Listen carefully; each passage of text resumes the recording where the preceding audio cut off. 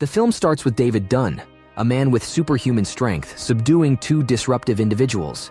This power, gained from a train accident in 2005, includes invulnerability and the ability to see someone's past by touch.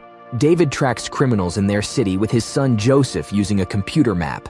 The story transitions to a grim warehouse where Kevin Wendell, suffering from dissociative identity disorder and housing 24 personalities, holds 4 cheerleaders captive.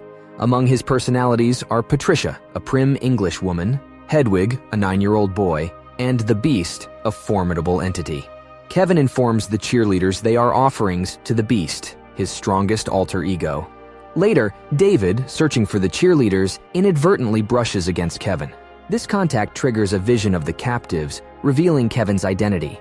David alerts Joseph and uses a GPS device to follow Kevin into the warehouse to attempt a rescue. Unaware of being pursued, Kevin heads to a slum while David enters the warehouse to liberate the cheerleaders. As they prepare to escape, Kevin, now the Beast, confronts David. The Beast aggressively threw a table at David, who managed to block the attack. Their fight escalated quickly, with both displaying superhero-like resilience, crashing through windows and surviving falls without injury, ready to continue their battle. Unbeknownst to them, security forces surrounded them, employing bright, hypnotic lights. These lights weaken the Beast, causing his personality to shift and leading to their capture. Joseph, listening in, panicked, but was reassured by David that they would manage. It was revealed that David would be taken to Ravenhill Memorial Psychiatric Research Hospital, led by Dr. Ellie Staple, a psychiatrist specializing in delusional disorders. She believes David and Kevin are ordinary men, convinced they are superheroes and require confinement for treatment. The hospital prepares specialized cells for them. Kevin's with hypnotic lights to alter his personality, and David's rigged with water sprays, exploiting his vulnerability to water as he's locked up alongside Mr. Glass, who was there before their arrest. Dr. Ellie aims to persuade them their powers are illusory due to mental illness. Meanwhile, Mr. Glass appears sedated and immobilized, his condition making him highly fragile. The hospital neutralized Mr. Glass's intellect, fearing his escape due to his genius by maintaining his sedation. Despite his condition, Mrs. Price, his mother, was permitted visits. An accidental door opening led David and Kevin, housed opposite each other, to attempt escape. David's escape effort triggered his room's water defenses, leaving him stunned until Dr. Ellie intervened to calm him. Similarly, Kevin saw an escape opportunity, but was deterred by the hypnotic lights in his room, reassured by Dr. Ellie that escape was impossible. Meanwhile, Joseph's attempt to secure his father's release from Dr. Ellie was unsuccessful, leading him to leave the hospital frustrated. Casey, a past kidnapping victim of Kevin who felt a connection to him, visited the hospital, meeting Kevin as Hedwig, displaying a mix of emotions and personalities. Casey's visit prompted a rare emergence of Kevin's true self, underlining his deep-seated trauma. Dr. Ellie, recognizing the moment's significance, enlisted Casey's help with the tight 3-day deadline she had to make progress with the patients or else face their permanent confinement. In a therapy session aimed at demystifying their supposed powers, Dr. Ellie used David's aquaphobia, stemming from a past drowning incident, to argue against their superhero beliefs, emphasizing their humanity. Dr. Ellie displayed an MRI of David's brain, showing damage from a train accident that led him to believe he was a superhero. She disputed David's ability to perceive people's histories through touch, likening it to a magician's mind-reading skill, which she claimed anyone could acquire. She then focused on Kevin, mainly as Dennis's personality surfaced, detailing Kevin Wendell Crumb's life before the emergence of his 24 personalities, attributed to significant past trauma.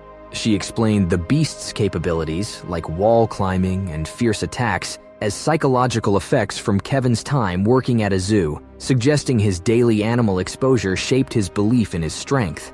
When Kevin questioned the reality of his abilities, Dr. Ellie noted the zoo's construction date of 1874, implying the iron bars he bent were old and rusted. During the nurse's shift change at night, Mr. Glass left his room and accessed the hospital archives, where he found information on David and Kevin's origins.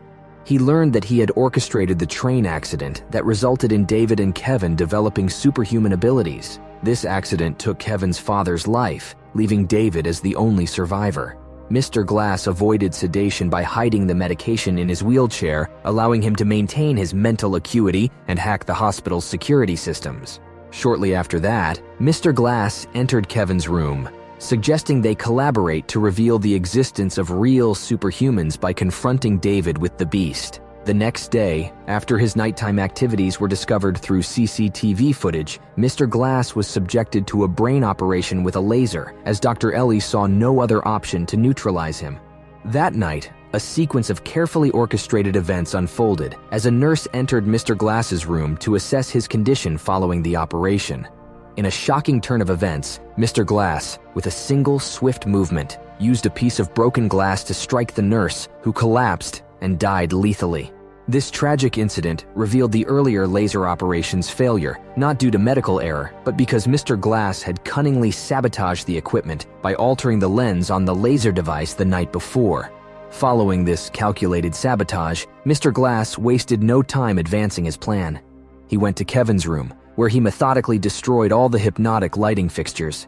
Removing the lights allowed Kevin to leave his room unhindered and proceed towards their next target.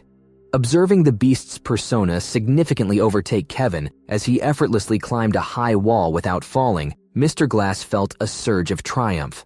His long-held ambition to create tangible, real-world superhero figures seemed to be coming to fruition. Their collaboration then took them to the facility's audio control room. There, Mr. Glass took control of the public address system, intending to broadcast a specifically crafted announcement for David to hear. Mr. Glass revealed his plan to target the newly inaugurated Osaka Tower, intending to detonate it, which would result in numerous casualties. This announcement was a strategic ploy to coax David from his confinement. Mr. Glass urged David to escape by breaking through the iron door of his cell. As David attempted this, a CCTV camera captured the moment. Concurrently, Casey, Joseph, and Mrs. Price arrived to consult with Dr. Ellie. During their meeting, Dr. Ellie was in the process of alerting the police upon discovering Mr. Glass's intention to attack Osaka Tower. Meanwhile, Mr. Glass discreetly entered the control room, aiming to tamper with the hospital's CCTV system. Shortly after, Mr. Glass and Kevin were spotted outside the hospital, confronting the police. Transforming into the Beast, Kevin engaged in a violent skirmish with the officers. Amidst this chaos, Casey, Joseph, and Mrs. Price exited the hospital and witnessed the Beast's ferocity firsthand. Nearby, David donned his raincoat, prepared for confrontation. The Beast, displaying animalistic agility, launched an attack on David. As the confrontation escalated, punches and kicks were exchanged in a fierce melee between the two adversaries. The situation outside the mental hospital intensified with the arrival of additional police reinforcements, compelling both to engage in a confrontation with law enforcement. David demonstrated his ingenuity by corralling 4 officers into a metal container, securing them inside with a long, twisted iron rod. Not to be outdone, Kevin, embodying the Beast, displayed his raw physical power by defeating the police officers with his bare hands. The tension was boiling as Kevin and David prepared to renew their battle. However, the events take a dramatic turn when Joseph, desperate to avert further violence, approaches the Beast.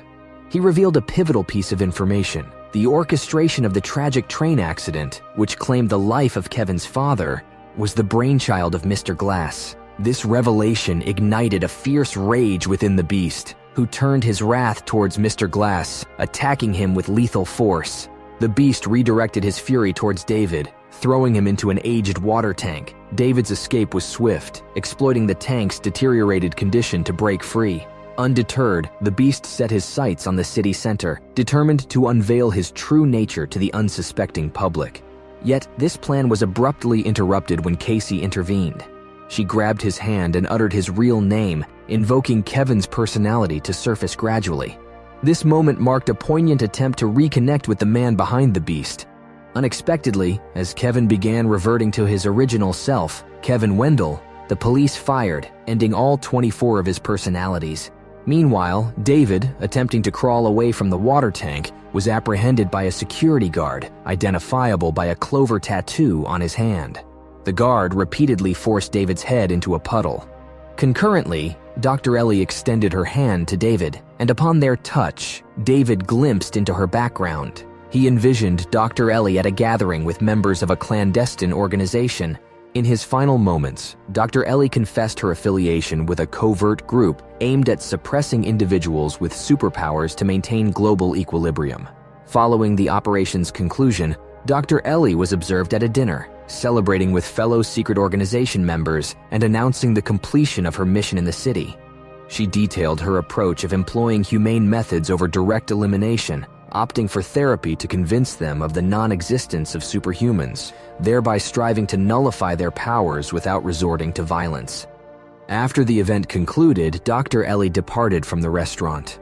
Upon her return to the hospital, she discovered that Mr. Glass had orchestrated a massive breach, successfully hacking into the hospital's CCTV system. He had redirected all the footage from the cameras to the private channels of Joseph, Casey, and Mrs. Price, executing his grand scheme before his demise. Subsequently, Casey and Joseph took decisive action, disseminating the captured video footage across social media platforms. The footage vividly showcased the life-and-death struggle between David and Kevin, serving as irrefutable evidence to the public of the existence of real-life superheroes among them. This is where the movie ends.